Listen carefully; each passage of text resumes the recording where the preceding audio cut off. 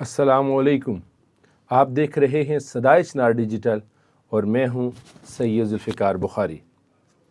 ناظرین، اس وقت آزاد کشمیر میں تینوں پارٹیوں کی حکومت ہے اور مل کی حکومت کر رہے ہیں، جس میں دو بڑے نام مسلم لیگ نون اور پیپلز پارٹی آزاد کشمیر ہے.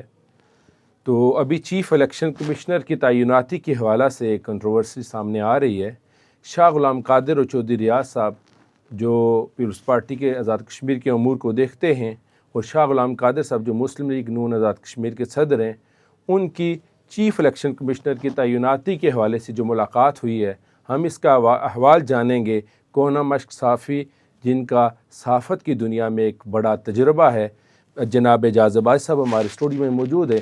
اعجاز عباس صاحب، یہ جو ملاقات ہوئی ہے دو بڑی پارٹیوں کے بڑے عہدیداروں کے درمیان، آپ اس بارے میں کیا، یعنی آپ کے پاس خبریں ہیں اور آپ کا کیا تجزیہ ہے؟ بہت شکریہ بخاری صاحب. یہ کوئی 2-3 دن پہلے ملاقات ہوئی ہے مسلم لیگ نون آزاد کشمیر کے صدر شاہ غلام قادر صاحب اور جو آزاد کشمیر امور کے انچارج ہیں پیپلز پارٹی کے چودھری ریاض صاحب، ان کی ملاقات ہوئی. اور اس کے بعد باقاعدہ انہوں نے صرف ملاقات نہیں کی، اعلامیہ جاری کیا جس میں دونوں پارٹیوں نے گریونسز شو کیے ہیں آزاد کشمیر میں جو حکومت میں شامل ہیں اور چیف الیکشن کمیشن کی تقرری پر. ایک تو تاخیر جو ہو رہی ہے اس پر، اور دوسرا انہوں نے کہا ہے جی کہ ہمیں اعتماد میں نہیں لیا جا رہا. اور دو ٹوک انہوں نے موقف اپنایا دونوں پارٹیوں نے کہ اگر وزیر اعظم آزاد کشمیر نے اور اپوزیشن لیڈر نے، چونکہ آئینی اختیار تو انہیں کے پاس ہے، ہم اسٹیک ہولڈر ہیں، دونوں حکومت کا حصہ ہیں، تو اگر ہمیں اعتماد میں لیے بغیر یہ تقرری کی تو ہم اس تقرری کو بالکل قبول نہیں کریں گے. اب ان کا موقف کیا ہے؟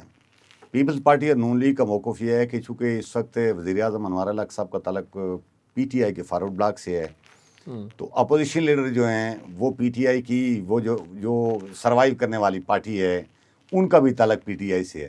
ان کا خیال یہ ہے کہ وزیر اعظم بھی پی ٹی آئی کا اور اپوزیشن لیڈر بھی پی ٹی آئی کا، دونوں مل کے چیف الیکشن کمیشن لگا رہے ہیں. تو ہم جو اسٹیک ہولڈر ہیں، حکومت کا حصہ ہیں، اس حکومت کو بنوانے میں ہم نے رول پلے کیا. ہمارے ایک تو دعوے کرتے ہیں 17 ووٹ ہیں، دوسرے کا دعویٰ ہے 13-14 ووٹ ہیں، تو ہمیں اعتماد میں. اور مسلم لیگ کا یہ بھی ہے کہ ہم شامل ہو گئے، ہمیں نقصان بھی ہوا ہے. جی اچھا، اس ملاقات کے اوپر بڑا انہوں نے فاروق قادر صاحب نے فوری رد عمل جاری کیا. انہوں نے کہا جی کہ یہ جو بیانات جاری کیے، یہ موقف دیا ہے تو یہ بالکل غلط ہے.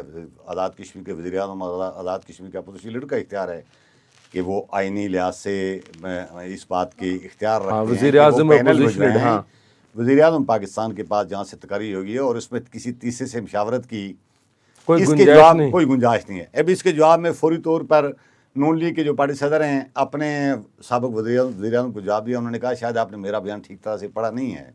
میں نے یہ نہیں کہا کہ آئینی لحاظ سے اس کاغذ کے اوپر ہم سے دستخط کروائیں. میں نے بھی یہ کہا ہے کہ اختیار آئینی وزیر اعظم اور اپوزیشن لیڈر کا ہی ہے، لیکن وزیر اعظم کی حکومت میں چونکہ ہماری پارٹی شامل ہے، مسلم لیگ نون شامل ہے، پیپلز پارٹی شامل ہے، تو اسٹیک ہولڈر کی حیثیت سے ہمیں وہ اعتماد میں لیں. اور یہ لازمی ہے کہ ہم نے مل کر اگر آنے والے الیکشن میں جانا ہے، ماحول سازگار کرنا ہے، ٹرانسپیرنٹ الیکشن کروانے ہیں، تو مل کر ہمیں ایسا بندے کو نامزد کرنا چاہیے جو صحیح معنوں میں ذمہ داری پوری کر سکے اور کسی کے شکوے شکایت نہ ہو. اعجاز بھائی، اب اس میں جی ایک ضروری بات ہے کہ فاروق قادر صاحب کو جو اتنا بڑا اعتراض آیا ہے کہ یہ تو نہیں ہے کہ فاروق قادر صاحب اور ان کے کوئی جو ہمارے وزیر اعظم صاحب کو مل کے وہ کوئی اور بندہ چیف الیکشن کمشنر تعینات کروانا چاہ رہے ہیں، آپ کیا کہتے ہیں؟ یہ بخاری صاحب آپ نے بڑی خاص بات کی ہے. میں نے ویسے مسلم لیگی حلقوں سے بھی اور پیپلز پارٹی حلقوں سے کچھ جو ہمارے جاننے والے ہیں، اور ان سے پوچھا کہ آخر یہ کیا ضرورت پیش آئی ہے، ان کو ملاقات کی کیا ضرورت تھی.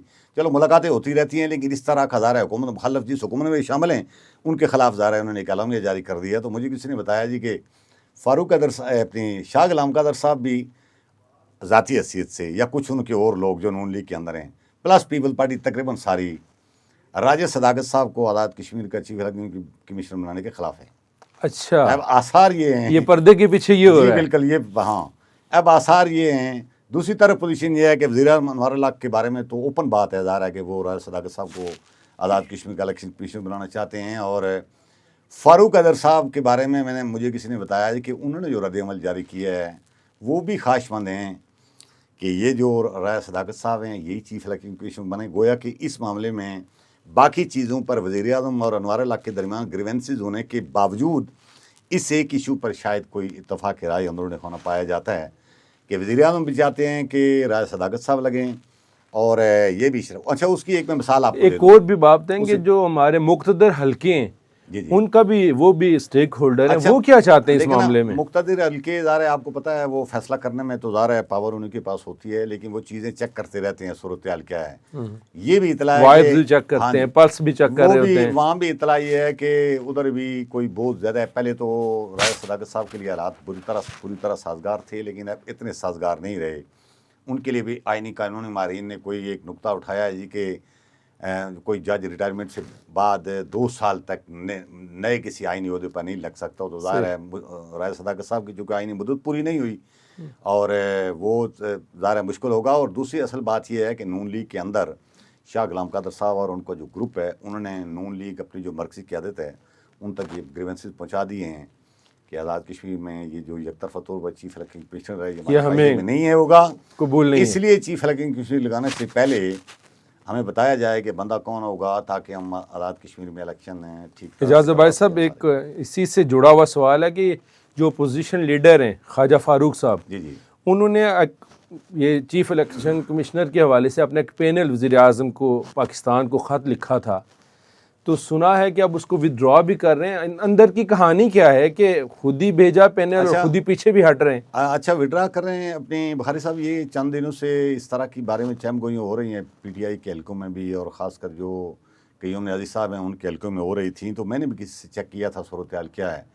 اطلاع یہ ہے کہ جب خواجہ فاروق صاحب نے بھجوایا 4 رکنی اپنی ایک خط کے ذریعے پینل، وہ پینل نہیں آپ اس کو کہہ سکتے ہیں، آئینی قانونی بات یہ ہے کہ پینل وزیر اعظم اور اپوزیشن لیڈر جو اتفاق کی رائے کے ساتھ بھجوائیں گے وہی ہوگا، لیکن انہوں نے اپنی رائے دی، انہوں نے ایک رائے بھجوائی وزیر اعظم پاکستان کو یاد دہانی کے طور پر۔ انہوں نے کہا جی کہ یہ چونکہ آزاد کشمیر کے عرصے سے پوسٹ خالی ہے، تقرری نہیں ہو رہی، وزیر اعظم آئینی ذمہ داری پوری نہیں کر رہے، تو میں آپ سے درخواست کرتا ہوں کہ اس بار آئینی یہ پوسٹ خالی نہ چھوڑی جائے اور اس پر جو رول مرکز کا بنتا ہے وہ کیا جائے۔ اچھا وہ جو پینل انہوں نے بھجوایا اس میں انہوں نے ایک جسٹس مصطفیٰ مغل صاحب کا نام شامل کیا، ایک انہوں نے فرد میر صاحب کا نام شامل کیا، ایک انہوں نے اظہر سلیم بابر صاحب کا نام شامل کیا، اور ایک نام انہوں نے شامل کر دیا کس کا؟ راجہ صداقت صاحب کا۔ اب راجہ صداقت صاحب کے بارے میں یہ بات اوپن ہے کہ وزیر اعظم بھی چاہتے ہیں تو پھر اپوزیشن لیڈر چاہتے ہیں، تو نام تو مشترک آ گیا۔ پی ٹی آئی کی حکومت، اب پی ٹی آئی والوں نے ان سے شاید کہیں یہ بات پوچھی ہے کہ جناب جس بندے نے ہماری حکومت کھڑے کھڑے ختم کی ہے، آپ اس کو آزاد کشمیر میں چیف الیکشن کمشنر دیکھنا چاہتے ہیں۔ یہ بات چلی ہے اور آئی گئی ہو گئی۔ بعد میں اطلاع مجھے کسی نے بتایا جی کہ اطلاع یہ ہے کہ یہ بات جا کر عمران خان کو بتائی گئی ہے۔ عمران خان نے سخت ناراضگی کا اظہار کیا اس بات کے اوپر، اور انہوں نے سلمان اکرم راجے کو، مجھے پی ٹی آئی والوں نے بات بتائی ہے کہ سلمان اکرم راجے کو یہ بات کہی ہے کہ ایک تو خواجہ فاروق سے فوری طور پر اپوزیشن لیڈر کی وہ عہدہ واپس لے لیں اور یہ قیوم نیازی کو دے دیں۔ قیوم نیازی صاحب کے حلقوں نے، ان کے قریبی لوگوں نے یہ بات کہیں کی بھی ہے ادھر ادھر۔ انہوں نے کہا جی ہمارے لیے بڑی یعنی کامیابیاں، بڑی خوشخبریاں آ رہی ہیں، اپوزیشن لیڈر کا عہدہ میں ملنے والا ہو، یہ ساری اس طرح کی۔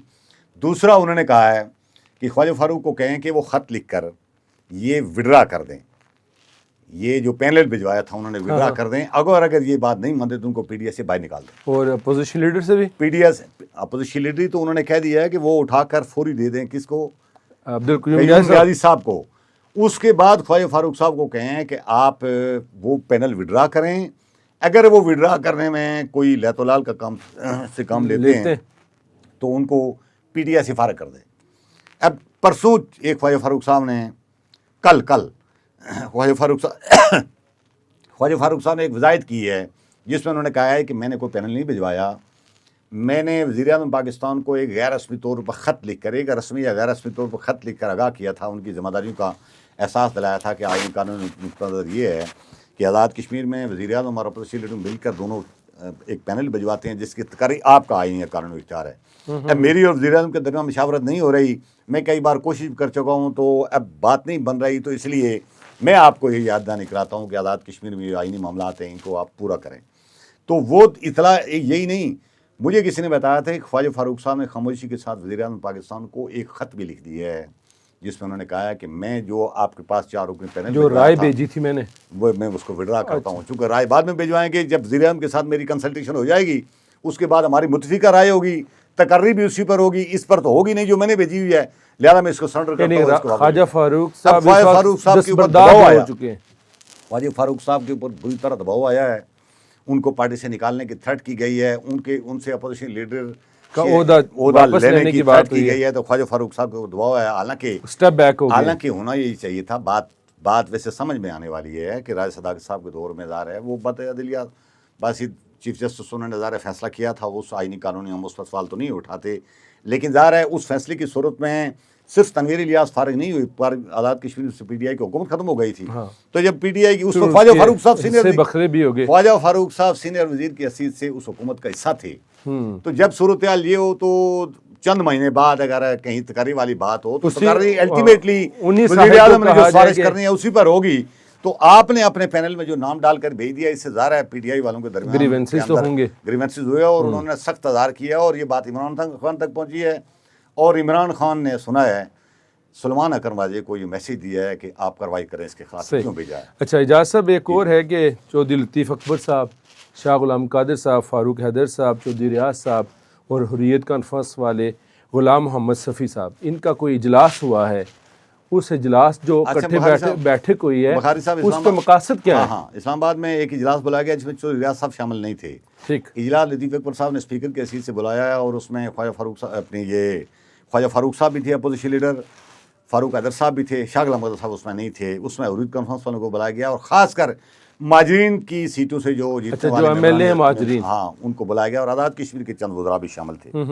تو وہ اس کا تو کوئی علم یا اس طرح کی چیز تو وہ خبر تو روایتی سے جاری ہوئی ہے ظاہر ہے، لیکن میں نے معلومات کرنے کی کوشش کی تھی کہ ہوا کیا. تو اس کے اثرات کیا؟ اس کا اطلاع یہ ہے کہ یہ جو دباؤ ہے آزاد کشمیر میں عوامی ایکشن کمیٹی کا، اس دباؤ سے پوری طرح آزاد کشمیر کی حکومت کی مجبوریوں، آزاد کشمیر کی سیاسی پارٹیوں کی مجبوریوں سے ان مہاجرین ممبران اسمبلی کو آگاہ کیا گیا ہے اور انہیں بتایا گیا ہے کہ سب سے ایک عرصے سے آپ لوگوں کی تیار کردہ جو ووٹر لسٹ پر اس سے اعتراضات ہو رہے ہیں، لہذا پہلی فرصت میں آپ اپنی ووٹر لسٹ کو شفاف بنائیں اور جن لوگوں کے پاس اسٹیٹ سرٹیفکیٹ نہیں ہے ان کے سرٹیفکیٹ بنوائیں، اور جو آپ کا ووٹر ہو ووٹر لسٹ میں اس کے پاس اسٹیٹ سرٹیفکیٹ، کیونکہ بہت ساری شکایات ہیں کہ جعلی اسٹیٹ سبجیکٹس اور ڈومیسائلز بنے ہوئے ہیں. نہیں، سینکڑوں کو تو میں جانتا ہوں جن کے پاس اسٹیٹ سرٹیفکیٹ نہیں ہے لیکن ووٹر لسٹ میں ان کا نام لکھا ہوا ہے. ایک تو انہوں نے کہا کہ جس بندے کا ووٹ آپ کی ووٹر لسٹ میں درج ہو اس کے پاس اسٹیٹ سرٹیفکیٹ لازمی ہونا چاہیے. دوسری بات انہوں نے بتائی ہے اس کی اسکروٹنی جو ہے نا وہ شفافیت اس میں کیسے آئے گی؟ ہاں اس کے لیے کون سی اتھارٹیز ہیں؟ یہ لبریشن سیل ہے کیا؟ نہیں، آزاد کشمیر کا محکمہ بالیات ہے. اسی محکمہ بالیات صرف مہاجرین کے لیے بنایا گیا ہے.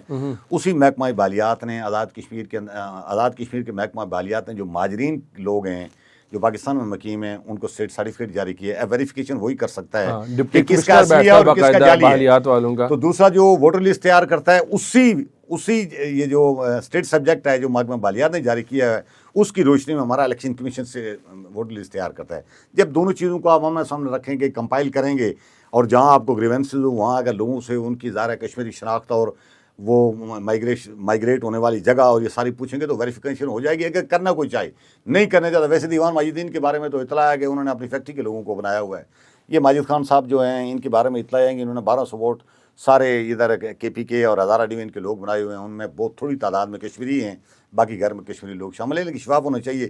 بنیادی طور پر آزاد کشمیر میں ان سیٹوں کے خلاف جو ماحول بنا ہے وہ اسی طرح کی چیزوں سے شفافیت ووٹر لسٹ میں شفافیت نہ ہونے کی وجہ سے یہ خرابیاں پیدا ہوئی، یہ سارے خرابیاں پیدا ہوئی، غلط جگہ پہ استعمال ہونے کی وجہ سے ایک یہ بھی وجہ ہے. ہاں جی، دوسرا ان کو اور بھی بہت ساری چیزوں سے ظاہر آگاہ کیا گیا ہے کہ آزاد کشمیر میں کیا ماحول کریٹ ہو رہا ہے اور اس کے اثرات آنے والے وقت میں کیا ہو سکتے ہیں. ان سے تجاویز بھی لی گئی ہیں کہ کیا کیا جانا چاہیے. خاص کر جو آزاد کشمیر ہائی کورٹ نے چند دن پہلے فیصلہ دے کر کوٹا سسٹم ختم کیا تھا، اس میں بھی آزاد کشمیر کے اندر 89 کے بعد والے مہاجرین جن کے 6% کوٹا ہے انہوں نے تو حریت کانفرنس نے ان کی نمائندگی کی، جہاد کونسل نے کی، انہوں نے خود کیا. انہوں نے کہا ہم چیلنج کریں گے کہ لیکن یہ جو ان کا 19% کوٹا ختم ہوا ہے ان میں سے ابھی تک واضح موقف کو سامنے نہیں آیا. مہاجرین مقیم پاکستان والا سنا ہے اس پر بھی ان سے رائے لی گئی ہے کہ اس کا کیا کریں گے، آپ چیلنج کریں گے. سارا اوپن میرٹ ہو گیا نا، ہو گیا سارا.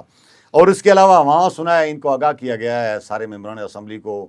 اسپیکر نے کہا ہے کہ چونکہ اسپیکر کے پاس ہر سال اسمبلی کے پاس غیر ملکی اسٹڈی ٹور کے فنڈز ہوتے ہیں تو ہمارے پاس فنڈ دیں تو یہ کوئی اپنے مسئلہ کشمیر کے اوپر مسئلہ کشمیر اجاگر کرنے کے لیے کوئی پارلیمانی وفود بائے بھیجنا چاہتے ہیں. اب دیکھیں نا کتنا ظلم ہے بخاری صاحب. انہی چیزوں کے خلاف آزاد کشمیر میں ایکشن کمیٹی نے ایک ماد کھڑا کیا ہوا ہے، ایک آواز اٹھائی ہوئی ہے، لوگ ان کی آواز کو سن رہے ہیں.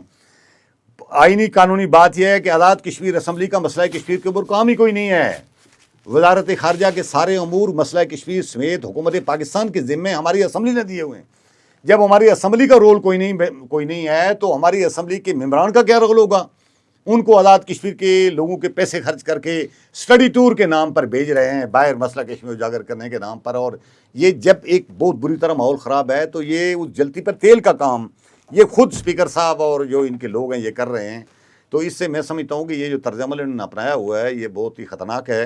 اور اس میں آزاد کشمیر میں یہ جو ایک بہت زیادہ یعنی تپش آئی ہوئی ہے اس میں وہ نہیں ہوگا, کول ڈاؤن نہیں ہوگا اور حالات مزید خراب ہوں گے. ان کو سنجیدہ طرز عمل اپنانا چاہیے. جی آج کے پروگرام میں بس اتنا ہی. اجازت باسی صاحب ہمارے ساتھ شریک گفتگو تھے. ہماری گفتگو کا اگر ہم کرکس نکالیں تو وہ یہی ہے کہ جو چیف الیکشن کمشنر کی تعیناتی ہے اس کا آئینی جو طریقہ کار ہے اس کو اپنایا جائے اور میرٹ کو ملحوظ خاطر رکھا جائے. اسی طرح جو مہاجرین مقیم پاکستان کے جو ایم ایل ایز ہیں وہاں کی جو سیٹیں ہیں یا وہاں پہ جو ملازمت کا جو وہاں پہ طریقہ کار ہے یا اسٹیٹ سبجیکٹ یا ڈومیسائل کا ہے اس میں بھی شفافیت لائی جائے تاکہ ہم یہ جو سارے مسائل زیادہ گھنجلک ہو رہی ہے اس سے باہر نکلا جا سکے. اللہ نگہبان.